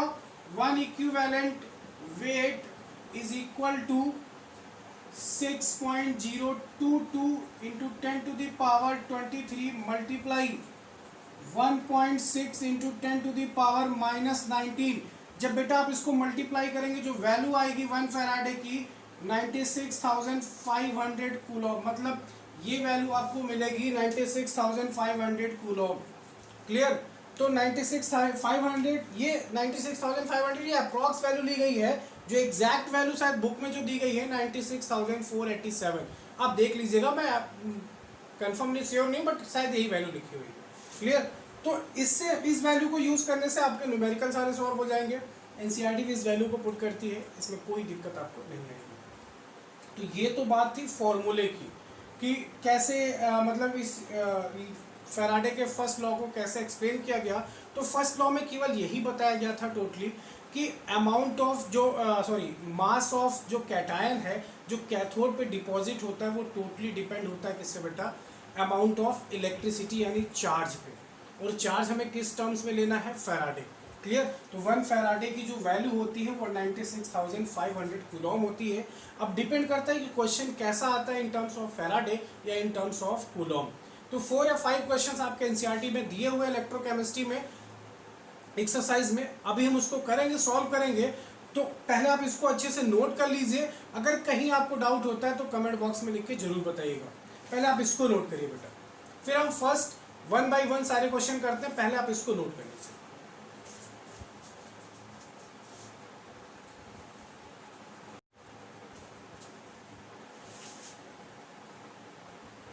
ओके स्टूडेंट, तो बेटा हम लोग आपकी स्क्रीन पे देखिए, आपको दिख रहा है पहले फैराडे का फर्स्ट लॉ, उसका जो एक्सप्लेनेशन है वो भी आप देख लीजिए। आपकी स्क्रीन पे देखिए जो लिखा हुआ है फैराडे का फर्स्ट लॉ, वो एनसीईआरटी का ही लिखा हुआ है। उसमें ये लिखा है the amount of chemical reaction which occur at any electrode, the amount of chemical component of reaction में at any electrode during electrolysis, electrolysis के समय जो भी अमाउंट इलेक्ट्रोड पे डिपॉजिट होगा बाय अ करंट, जो उसमें आपने करंट प्रोवाइड किया है, is directly proportional to the quantity of electricity pass through the electrolyte. मतलब उस इलेक्ट्रोलाइट में जो आप इलेक्ट्रिसिटी पास कर रहे हो और उसमें जो कैटायन, मतलब वो डिसोसिएट होने के बाद जो कैटायन होगा उसका मास जो डिपॉजिट होगा इलेक्ट्रोड पे, वो डिपेंड करता है क्वांटिटी ऑफ इलेक्ट्रिसिटी, मतलब क्वांटिटी ऑफ इलेक्ट्रिक चार्ज पे डिपेंड करता है। ये फैराडे का फर्स्ट लॉ था। क्लियर? तो चलिए एनसीईआरटी का पहला क्वेश्चन हम करते हैं एक्सरसाइज का। देखिए आपकी स्क्रीन पे दिख रहा है आपको, फर्स्ट क्वेश्चन लिखा हुआ है। फर्स्ट क्वेश्चन ये लिखा है बेटा, how much charge is required for the following reduction. For the following reduction में आपको दे रखा है first option 1 mole of aluminium, 1 mole of Al3+2 aluminium. Second option दे रखा है 1 मोल ऑफ दे रखा है बेटा Cu2+2Cu, एंड थर्ड ऑप्शन दे रखा है 1 mole of MnO4 double minus और single minus MnO4 single minus 2 Mn2+, ये दे रखा है बेटा। ठीक, चलिए अब देखिए जरा, आपको स्क्रीन पे, आप डायरेक्ट बोर्ड पे देखिए जरा, फोकस करिए। आपको दिख रहा है ये 3 ऑप्शन दे रखे थे उसने क्वेश्चन में। कह रहा था हाउ मच चार्ज, कितना रिक्वायरमेंट होगा चार्ज इनके रिडक्शन के। रिडक्शन मीन्स क्या होता है? Gain of electron. मैंने आपको बताया था ऑक्सीडेशन और reduction, loss of electron oxidation, gain of electron reduction. तो आपको पता है एल्यूमिनियम 3+ है, जब इलेक्ट्रॉन गेन करेगा तभी तो जाके डिपॉजिट होगा कैथोड पे। तो एल्यूमिनियम 3+ का बताना है, Cu2+ का बताना है, MnO4 सिंगल माइनस का बताना है। चलिए 1 बाय 1 करके देखते हैं। देखिए जरा, पहला आंसर क्या होगा, आपको पता है 1 mole of aluminium 3+, number of electron कितने गेन करेगा सॉलिड में चेंज होने के लिए। ये सॉलिड में चेंज होने के लिए मतलब इलेक्ट्रोड पे डिपॉजिट होने के लिए कितने इलेक्ट्रॉन गेन करेगा भाई, जितने लॉस कर रखा है तो 3 इलेक्ट्रॉन इसको चाहिए होंगे। तो आपको पता है ये 3 इलेक्ट्रॉन गेन करके कहाँ पहुंच जाएगा, उस इलेक्ट्रोड पे डिपॉजिट हो जाएगा। क्लियर? चलिए एक फॉर्मूला आपने पढ़ा था Q = N/E, ये आपने पढ़ा था फिजिक्स में, लॉ ऑफ क्वांटाइजेशन। क्लियर? तो लॉ ऑफ क्वांटाइजेशन में आपने पढ़ा था Q = N/E, लेकिन यहाँ पे जो E है वो इलेक्ट्रिक चार्ज है इन टर्म्स ऑफ, हमें किस में यूज करना है, फैराडे। तो आप डायरेक्टली क्या करिए, यहाँ पे F पुट कर लीजिए भाई, हमें किस टर्म्स में रखना है, फैराडे के टर्म्स में। Q = N/F या Q = N/E ही रहने दीजिए, यहाँ F लिख लीजिए, एज यू विश, जैसा आप चाहो। चलिए Q = हमें क्या फाइंड करना था, चार्ज। क्लियर? यहाँ पे इलेक्ट्रॉन जो आपने लिया तो F के रिस्पेक्ट में आपको Q फाइंड करना था। तो आपको पता है जो N है वो ये इलेक्ट्रॉन का नंबर है, तो N = कितना हो जाएगा, 3 × F करोगे तो कितना आ जाएगा बेटा, 3F। अगर आपको वैल्यू फैराडे के रिस्पेक्ट में रखनी है तो ये सबसे बेस्ट है, कूलॉम के रिस्पेक्ट में रखनी बेटा 96,500 से मल्टीप्लाई। क्लियर? चलिए दूसरा ऑप्शन दे रखा है 1 मोल ऑफ Cu2+, आपको पता है Cu2+ 2 इलेक्ट्रॉन गेन करेगा और Cu में चेंज हो जाएगा, उस इलेक्ट्रोड पे डिपॉजिट हो जाएगा। तो आपको पता है यहाँ N की वैल्यू कितनी है, 2 N/E, तो यहाँ कितना आ जाएगा, Q = 2F। अगर आपको कूलॉम के रिस्पेक्ट में चाहिए तो आप किससे मल्टीप्लाई करोगे, 96,500 से, यहाँ पर भी और यहाँ पर भी, आपका आंसर आ जाएगा। आप इसको नोट करिए, थर्ड वाले की कोशिश करिए, मैं थर्ड को सॉल्व करता हूँ, पहले आप एक बार ट्राई करिए, आप इसको नोट करते रहिएगा, उसको एक बार ट्राई करिए। मैं आपको 1 मिनट का टाइम दे रहा हूँ बेटा।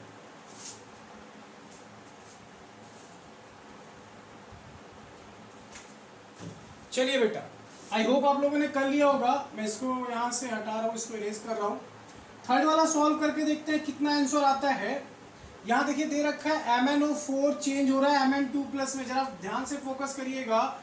MnO4 सिंगल माइनस ये चेंज हो रहा है बेटा Mn2+ में।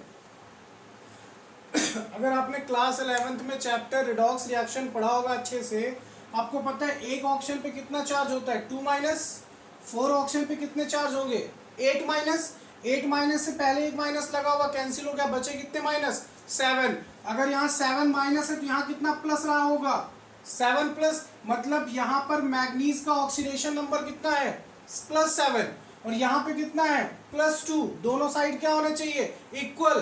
तो बताइए किसको इलेक्ट्रॉन दिया जाए, इन्हीं को चाहिए ताकि बैलेंस हो जाए। इनके पास +7 किसी को दे रखे, मैं इनको 5 इलेक्ट्रॉन रिटर्न कर दूं तो इनके पास भी कितने इलेक्ट्रॉन बचेंगे 2 इलेक्ट्रॉन, मतलब इन्होंने अभी भी 2 इलेक्ट्रॉन दे रखा है।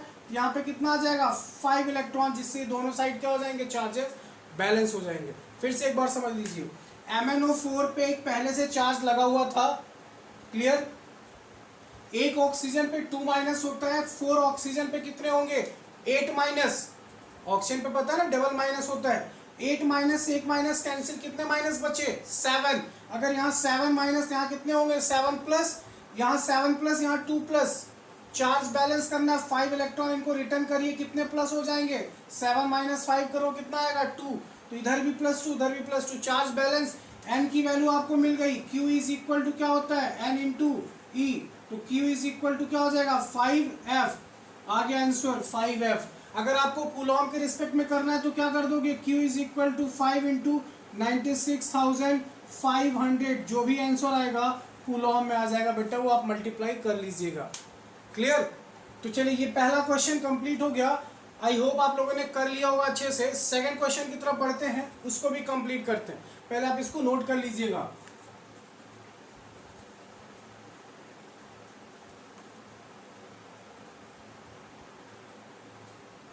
चलिए बेटा, आपकी स्क्रीन पे देखिए, आपको दिख रहा होगा सेकंड क्वेश्चन। सेकंड क्वेश्चन लिखा हुआ है how much electricity in terms of Faraday is required to produce. कह रहा है हाउ मच इलेक्ट्रिसिटी, कितनी इलेक्ट्रिसिटी की रिक्वायरमेंट होगी, मतलब क्यों पूछा जा रहा है आपसे, रिक्वायरमेंट होगी। First option 20 gram of calcium from CaCl2। Second option दे रखा है बेटा 40 gram of aluminium from Al2O3। चलिए क्वेश्चन पे वापस आते हैं। जरा देखिए, कह रहा है how much electricity is required, कितनी जरूरत होगी इलेक्ट्रिसिटी की अगर 20 ग्राम कैल्शियम को डिपॉजिट कराना हो फ्रॉम CaCl2 से। करके देखते हैं, बताइए पहले मैं फर्स्ट वाला करूं या सेकंड वाला, या दोनों करूं। चलिए दोनों ट्राई करके देखते हैं, आप भी कोशिश करिएगा। फर्स्ट में सॉल्व कर रहा हूं, फर्स्ट वाला इजी है, सेकंड में थोड़ी सी कैलकुलेशन है, फर्स्ट आसान है। फर्स्ट वाला मैं बता रहा हूं, सेकंड आप ट्राई करिएगा, मेरे करने से पहले आप खुद करिएगा। चलिए गिवन देखते हैं क्या क्या दिया हुआ बेटा। गिवन दे रखा है, मास दे रखा है इसका 20 ग्राम। बताइए इक्विवेलेंट मास कितना होता है कैल्शियम का 40। क्या n पता है आपको, नंबर ऑफ इलेक्ट्रॉन कितने रिक्वायरमेंट अभी नहीं शो हो रहा है, निकालना पड़ेगा हमें। अच्छा क्या चार्ज हमें पता है, चार्ज तो हमें फाइंड ही करना है। चलिए यहाँ करके देखते हैं, आपको पता है CaCl2 जब टूटेगा बेटा तो क्या बनाएगा Ca2+ और 2Cl-। क्लोरीन पे एक माइनस होता है, 1 क्लोरीन 1- 2 क्लोरीन 2-, तो कैल्शियम पे कितना आएगा 2+। यही कैल्शियम जो 2+ है कितने इलेक्ट्रॉन लेगा 2 इलेक्ट्रॉन। डिपॉजिट होने के लिए कैल्शियम मतलब उस इलेक्ट्रोड पे डिपॉजिट होने के लिए 2 इलेक्ट्रॉन की रिक्वायरमेंट। बताइए n की वैल्यू कितनी हो गई 2। फॉर्मूला क्या था m = Z/96,000, तो इसको आप NF कर लीजिए × Q।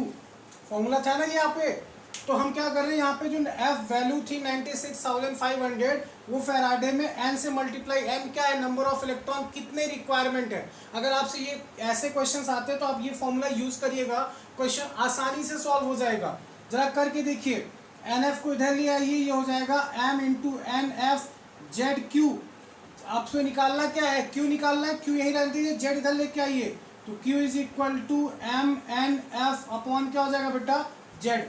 जरा वैल्यू पुट करिए, एम की वैल्यू कितनी है 20, एन की वैल्यू कितनी है 2 इंटू एफ, बताइए जेड कितना है 40, 22 जा 40, 40 अपॉन 40 कितना आएगा बेटा 1F।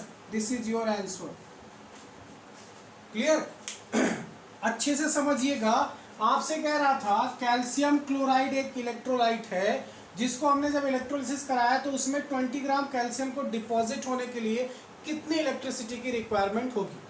क्लियर? तो इलेक्ट्रिसिटी कितनी चाहिए होगी, पहले आप गिवन नोट कर लीजिए, मास दे रखा है, इक्विवेलेंट मास मतलब एटॉमिक मास आपको पता होता है, एन की वैल्यू आप उसको तोड़ लीजिए, कैल्शियम क्लोराइड को डिसोसिएट कराओगे, Ca2 plus Cl2 2Cl double 2Cl minus होगा, Ca2 प्लस पे 2 इलेक्ट्रॉन इसको मिलेंगे तो ये डिपॉजिट कन्वर्ट हो जाएगा सॉलिड में, उस इलेक्ट्रोड पे डिपॉजिट हो जाएगा। एन की वैल्यू मिल जाएगी, फॉर्मूले से आप निकाल लीजिए। अब इसको नोट करिए, सेकंड वाला देखते हैं, 40 ग्राम दिया हुआ है, आप इसको नोट कर लीजिएगा बेटा पॉज करके, और होगा तो पॉज करके पहले आप खुद ट्राई करिए सेकंड वाला, फिर मैं ट्राई करता हूं। क्लियर? चलिए आप फोकस करिए, आप पॉज करके सॉल्व कर लीजिएगा। आप जरा देखिए, कह रहा है 40 ग्राम ऑफ एल्यूमिनियम, जरा इस गिवन डाटे को हटा दीजिए यहां से, एम कितना दे रखा है 40, जेड इक्विवेलेंट मास एल्यूमिनियम का कितना होता है 27, एन कितना होता है, एन कितना है हमें नहीं पता, क्यू फाइंड करना है। बताइए Al2O3 जब ये टूटेगा तो क्या बनाएगा, Al पे एल्युमिनियम पे चार्ज कितना होता है 3 प्लस, एक यहाँ पे कितने ऑक्सीजन है 3। क्लियर? तो यहाँ पे देखिए 2 एल्युमिनियम है Al2O3 पे, तो यहाँ पे 3 ऑक्सीजन पे डबल माइनस, 3 2 जा 6, तो 2 3 जा 6। क्लियर? एक एल्युमिनियम पे 3 प्लस होता है, क्लियर ना, और एक ऑक्सीजन पे 2 माइनस होता है, 3 ऑक्सीजन कितने माइनस, डबल माइनस लगा हुआ ऑलरेडी। ठीक, तो आपको पता है एक एल्युमिनियम को डिपॉजिट होने के लिए यहाँ पे 3 प्लस है, तो कितने इलेक्ट्रॉन चाहिए होंगे 3, तो एल्युमिनियम किस में चेंज हो जाएगा, सॉलिड में। ठीक, एन की वैल्यू मिल गई कितनी 3, जरा सॉल्व करके देखते हैं। एम इज इक्वल टू क्या होता है formula, Z into Q upon N into F. बताइए एम पता है, जेड पता है, एन पता है, एफ फैराडे के टर्म्स में निकाल, अगर आपको कूलॉम के टर्म्स में निकालना है तो 96,500 वैल्यू पुट करनी होगी। क्लियर? करके देखते हैं, इस NF को इधर लेके आए, MNF is equal to Z Q, Q यही रहती है, जेड से डिवाइड कर दीजिए, तो Q is equal to M की वैल्यू दे रखा है 40, एन की वैल्यू 3, एफ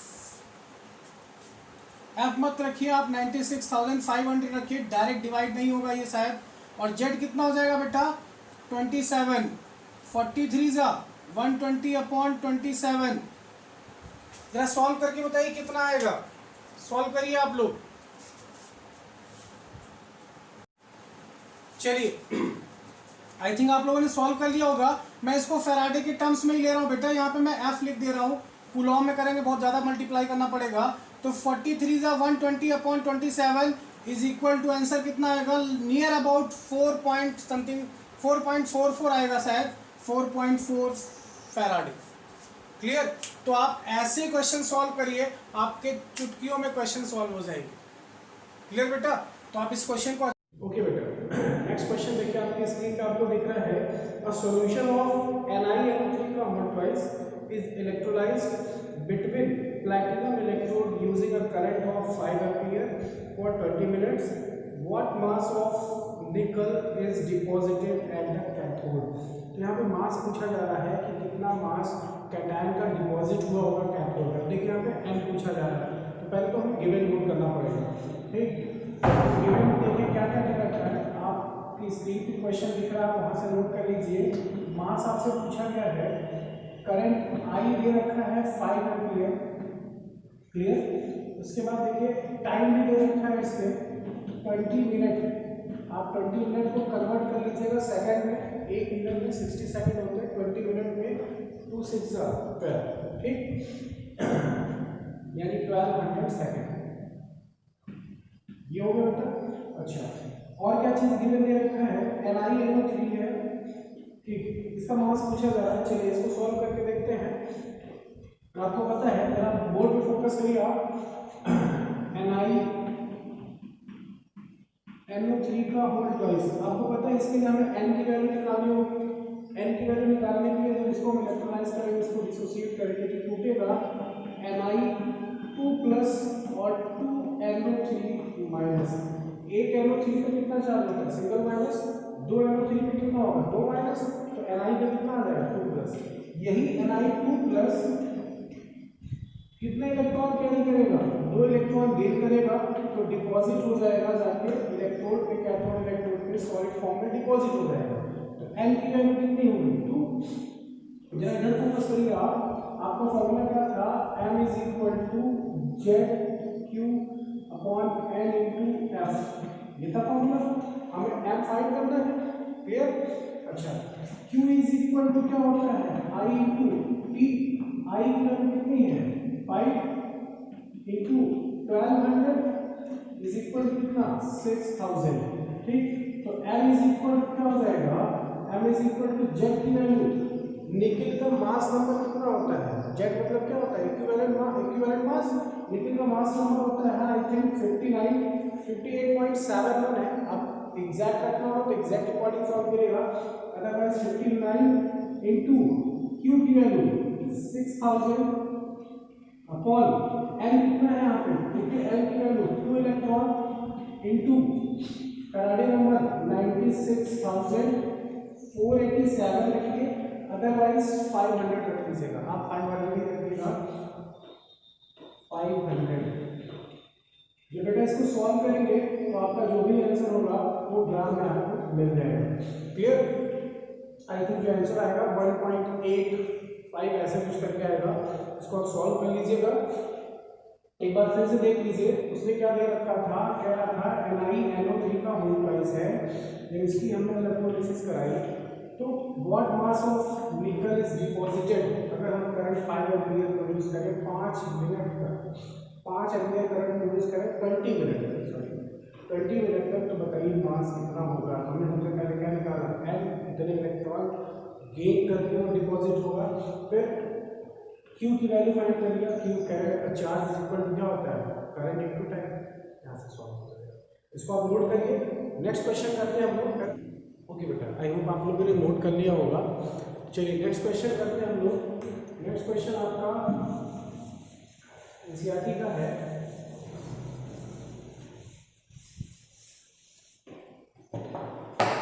नेक्स्ट क्वेश्चन में क्या आपकी स्क्रीन पे आपको दिख रहा है, लिखा हुआ है, लिखा है बेटा, how much electricity is required in Coulomb for the oxidation of, how much electricity is required in Coulomb for the oxidation of 1 mole of FeO into Fe2O3, and second option है आपका 1 mole of H2O into O2, clear. ये दो option दे रखे हैं आपके screen पे, आपको दिख रहा होगा। चलिए सॉल्व करके देखते हैं। आपसे पूछ रहा है how much electricity is required in Coulomb में बताना। चलिए जरा बोर्ड पे फोकस करिए आप, फर्स्ट वाला आंसर करके देखते हैं बेटा हम लोग। आपको पता है FeO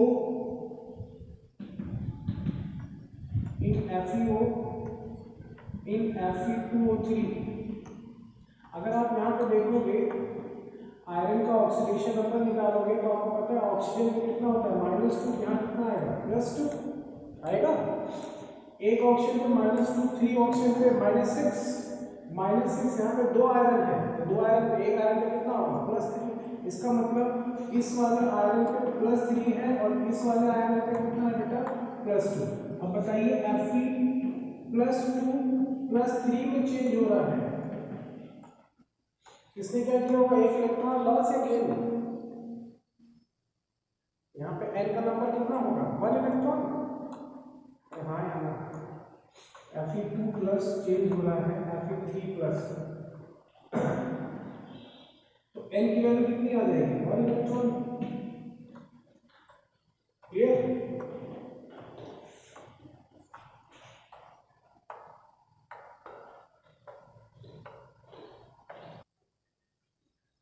ओके बेटा, तो Fe2 प्लस चेंज हो गया, Fe3 प्लस में यहाँ पे n की वैल्यू मिली थी आपको 1 electron.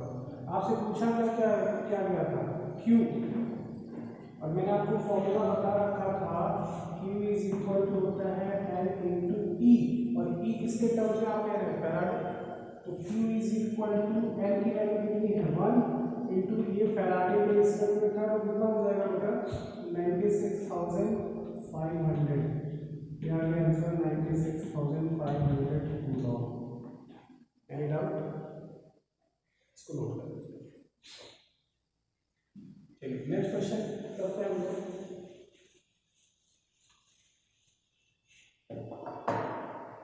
1 mole of H2O into O2, आपको पता है H2O जब डिसोसिएट होगा बेटा, यहाँ से 2H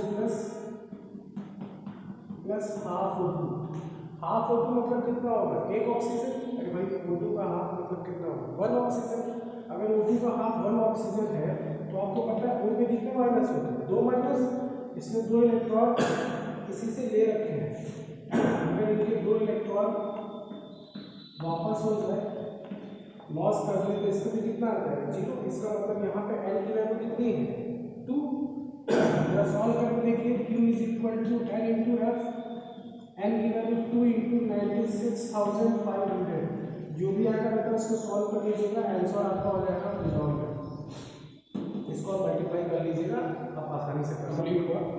अब इसमें जो भी चीज़ें मैंने बताई उसको अच्छे से आप नोट्स में प्रिपेयर कर लीजिए, जो भी आपके डाउट हो उसको आप कमेंट बॉक्स में लिख के सेंड करिए, मैं उसका रिप्लाई आपको जरूर करूँगा। थैंक यू बेटा।